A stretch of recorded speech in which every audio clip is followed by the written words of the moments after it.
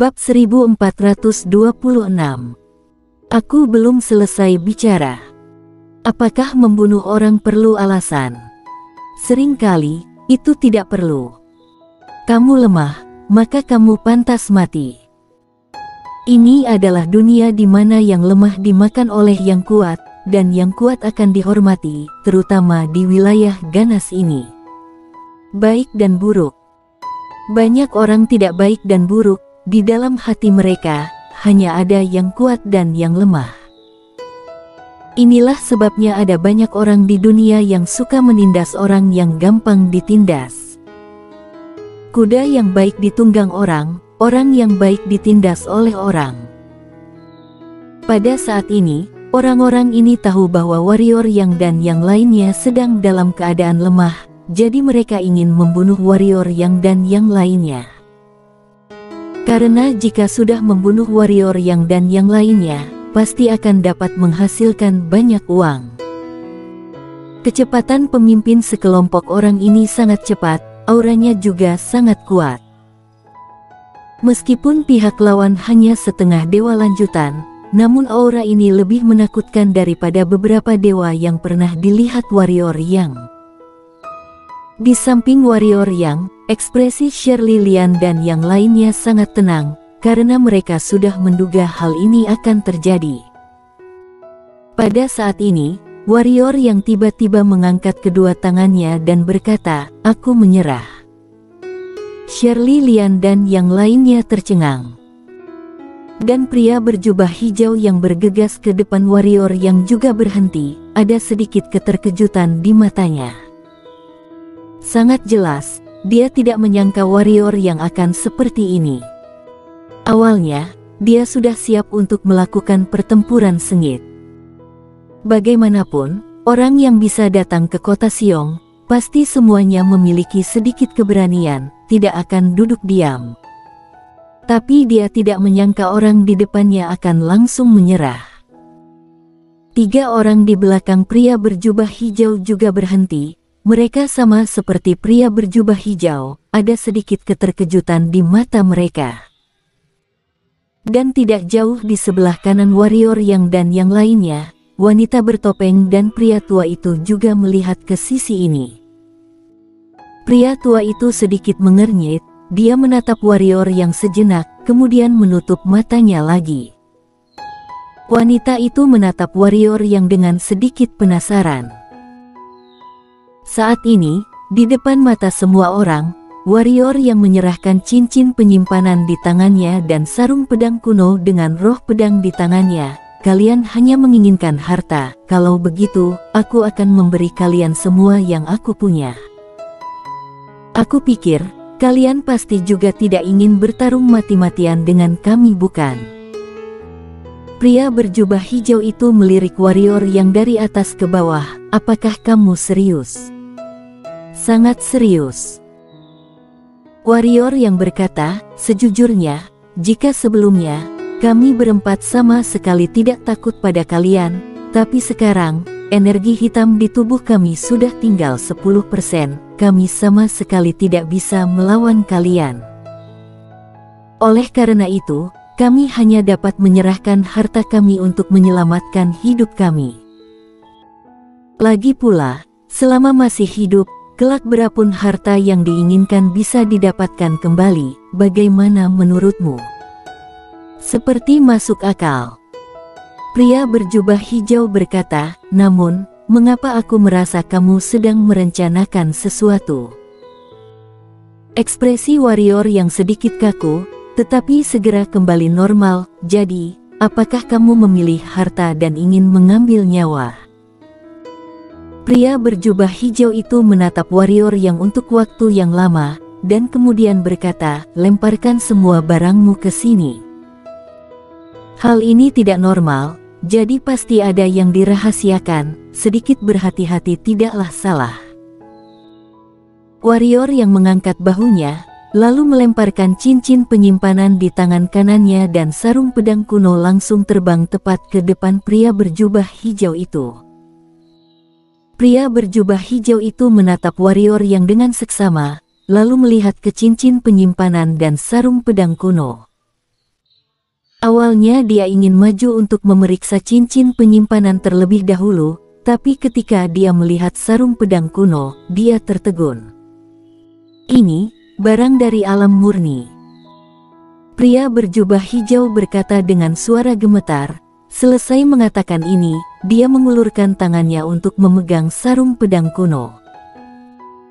Tetapi ketika dia memegang sarung pedang kuno itu tiba-tiba memancarkan sebuah cahaya pedang yang menyilaukan, dan kemudian leluhur pedang langsung terhunus. Boom! Tangan kanan pria berjubah hijau itu langsung terbelah menjadi dua, dan pada saat ini, warrior yang muncul di depan pria berjubah hijau itu. Syuh! Pedang itu masuk sendiri dan kembali ke sarungnya, lalu berubah menjadi cahaya pedang dan terbang menuju tangan warrior yang. Saat berikutnya, warrior yang menarik pedang dan menyerang. Pria berjubah hijau itu sangat terkejut. Pada saat kritis, dia menggunakan tangannya yang tersisa yang membawa cahaya biru untuk memblokir pedang warrior yang. Boom! Syuh! Di depan mata semua orang, setengah dari lengannya langsung terbang dengan darah bercucuran. Pria berjubah hijau itu terpelanting.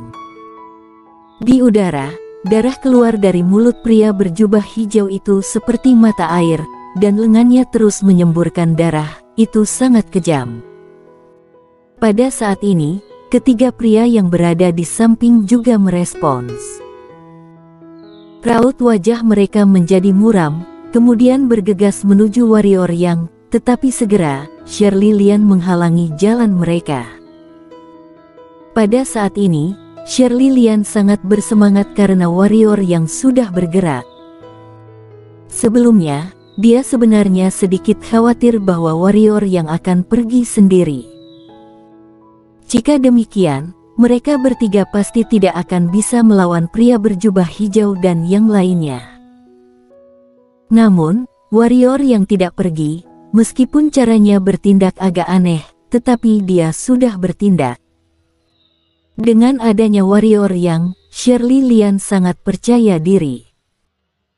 Sebenarnya, dia tahu betul bahwa jika warrior yang mengungkapkan identitasnya dan membiarkan orang-orang ini tahu apa yang pernah dia lakukan, orang-orang ini pasti tidak akan berani mengganggu mereka. Tapi sayang sekali warrior yang harus rendah diri. Untungnya, warrior yang sudah bertindak. Di kejauhan, warrior yang berjalan perlahan menuju pria berjubah hijau. Harus diakui bahwa kekuatan pria berjubah hijau ini sedikit di luar dugaan warrior yang. Karena pihak lawan masih belum mati setelah menerima serangan ilmu menebas langit menarik pedang. Bisa dibayangkan jika bukan karena sebelumnya menggunakan trik, ingin mengalahkan pihak lawan, pasti harus menghabiskan banyak waktu. Meskipun pria berjubah hijau tidak mati, tapi dia hampir kehilangan kekuatan bertarungnya. Segera, warrior yang tiba di depan pria berjubah hijau itu, dan pria berjubah hijau menatap warrior yang dengan seksama, "Kamu curang." Dia sebenarnya sudah tahu bahwa warrior yang akan curang, jadi dia selalu waspada terhadap warrior yang. Selama warrior yang ada gerakan yang aneh, dia akan segera melakukan serangan balik. Namun ia tidak menyangka bahwa bukan warrior yang bertindak duluan, melainkan pedang dalam sarung pedang kuno. Masuk ke dalam perangkap. Apakah kamu ingin tetap hidup? Pada saat ini, warrior yang tiba-tiba berkata, "Apa maksudmu?" Pria berjubah hijau itu berkata dengan sungguh-sungguh. Warrior yang berkata, "Serahkan jiwamu, kamu bisa tetap hidup. Menjadi pupetmu." Pria berjubah hijau itu tampak murung, "Kamu jangan bermimpi, aku." Syuh! Sebuah cahaya pedang melintas, dan suara pria berjubah hijau itu tiba-tiba berhenti. Dia melihat ke arah warrior yang dengan seksama, "Aku belum selesai bicara. Aku Sebelum dia selesai bicara, kepalanya miring dan langsung terjatuh dari lehernya. Darah mengalir deras.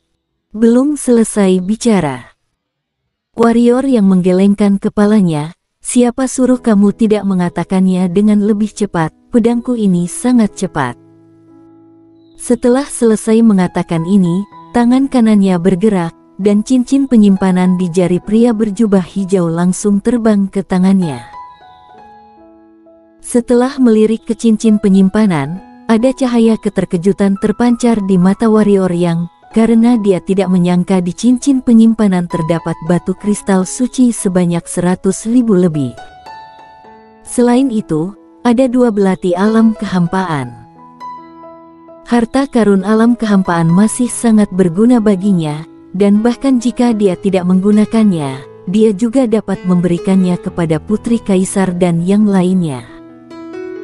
Setelah menyimpan cincin penyimpanan, warrior yang menoleh dan melirik wanita bertopeng di kejauhan. Pihak lawan juga sedang menatapnya. Warrior yang tidak mempedulikan pihak lawan, melainkan bergerak ke sisi ketiga pria yang bertarung melawan Shirley Lian dan yang lainnya.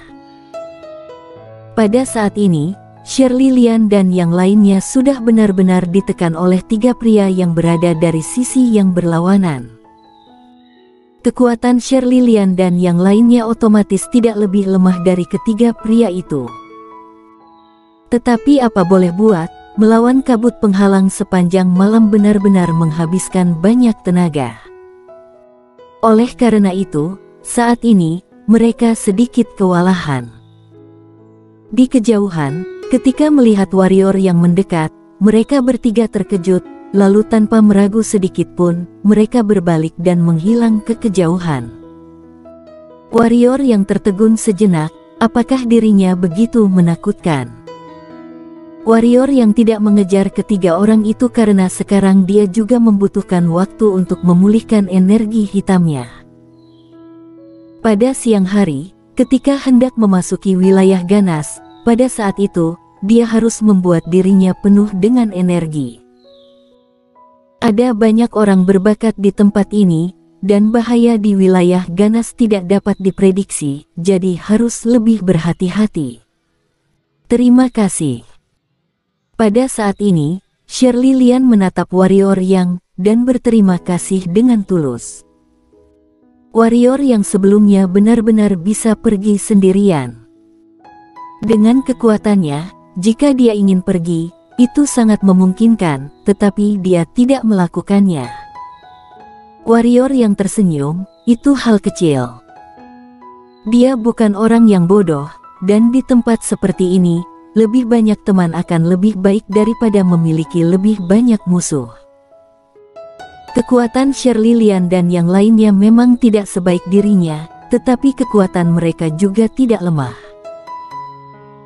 Sama seperti barusan, jika bukan karena mereka bertiga menghalangi 3 orang tadi, sangat tidak mungkin baginya untuk membunuh pria berjubah hijau itu, kecuali harus menggunakan andalannya. Dan untuk andalannya, sekarang warrior yang akan terus menyimpannya selama dia masih bisa. Dia percaya bahwa Shirley Lian dan yang lainnya pun juga pasti memiliki andalan. Seharusnya mengatakan bahwa setiap orang memiliki andalannya. Jika benar-benar ada pertempuran yang membahayakan nyawa, yang akan dilihat adalah jurus andalan siapa yang lebih banyak dan lebih kuat. Shirley Lian melirik warrior yang sejenak, lalu mengangguk, "Ayo sekarang kita pulihkan diri sesegera mungkin, dan masuk ke wilayah ganas dalam kondisi terbaik." Warrior yang mengangguk, segera, mereka berempat duduk bersila di tanah dan mulai menyerap batu kristal suci dengan sebisa mungkin. Di dalam kota Siong sangat sunyi, seharusnya mengatakan itu sangat sepi, agak mirip kota mati. Meskipun ada beberapa orang, tetapi semua orang saling berwaspada, kecuali kelompok mereka sendiri. Semua orang pada dasarnya tidak saling menyapa atau bergerak. Semua orang sedang menunggu siang hari tiba. Waktu berlalu sedikit demi sedikit, segera, matahari bersinar terang, dan di bawah terik matahari, kabut penghalang di kota tampak menjadi lebih sedikit. Pada saat ini, orang tua yang telah duduk bersila di kejauhan tiba-tiba berdiri, kemudian menghilang ke kejauhan. Kemudian wanita bertopeng itu juga bangkit dan menghilang ke kejauhan. "Ayo kita pergi juga." Setelah Shirley Lian selesai bicara, dia bangkit dan berjalan ke depan. Dipimpin oleh Shirley Lian, semua orang datang ke pusat kota Xiong. Di sana, ada panggung batu besar. Di panggung batu, ada lingkaran energi gelap. Pada saat ini, aliran udara abu-abu gelap yang tak terhitung muncul dari sana. Ini adalah formasi pengirim yang digunakan untuk masuk ke wilayah ganas. Shirley Lian yang berada di samping warrior yang berkata dengan serius. Warrior yang mengangguk, dia melihat ke batasan wilayah. Di sampingnya, ada seorang pria tua, dan setiap orang yang masuk akan memberikan cincin penyimpanan kepada orang tua itu terlebih dahulu. Tidak perlu dikatakan lagi, ini adalah biaya masuk. Dan biaya masuk ini benar-benar sedikit menakutkan, harganya 30.000 batu kristal suci. 30.000 batu kristal suci. Keluarga si ini benar-benar sangat pandai mencari uang. Warrior yang menggelengkan kepalanya, ini bahkan lebih menguntungkan daripada perampokan. Dia baru saja merampok 100.000 batu kristal suci, dan sekarang, dalam sekejap mata, dia harus menyerahkan sepertiganya. Karena tidak tahu sejak kapan, ada sedikit masalah dengan teleportasi batasan wilayah ini, jadi setelah masuk, itu akan diteleportasi secara acak. Jadi berhati-hatilah, jangan lengah. Saat ini, Shirley Lian tiba-tiba menatap warrior yang diteleportasi secara acak. Warrior yang mengangguk dan berkata, "Baiklah." Tak lama kemudian, sampai giliran warrior yang dan yang lain. Setelah menyerahkan batu kristal suci, mereka berempat memasuki batasan wilayah. Tidak tahu berapa lama kemudian, warrior yang perlahan membuka matanya. Saat warrior yang membuka matanya, teriakan tiba-tiba terdengar tidak jauh dari belakang warrior yang. Segera setelah itu, ekspresi warrior yang berubah, dan pada saat ini semua bulu kuduk di tubuhnya berdiri. Bersambung.